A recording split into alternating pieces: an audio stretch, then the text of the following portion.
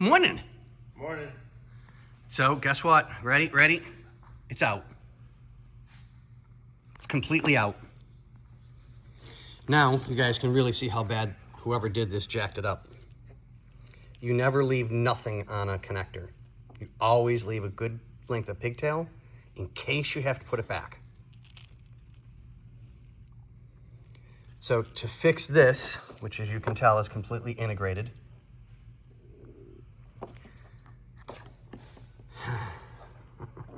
They butchered that thing, didn't they? oh yeah, dude, every speaker connector has to be replaced because factory original speakers all had an amp on them.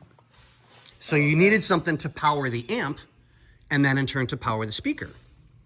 So I don't know how they're going. If they're going aftermarket speakers or they're going factory speakers with an aftermarket stereo.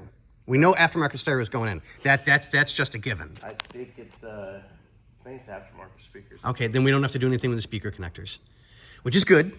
I believe. Yeah, which is Don't good. quote me on that. You might have to ask Bobby. Yeah, if not, I've got a I've seen so many parts come in for this car. right. I can't keep up with it anymore. Yeah, I got to take a break for a couple of minutes. This is just beating me to death. But okay, guys, you see where we're at. I've got to run that harness now back through the dash, hook up the ground, the connectors, tuck everything back up the way it needs to be, and run it all the way to the door. I love my life. I love my life. I know you do. I see smiles every day with you.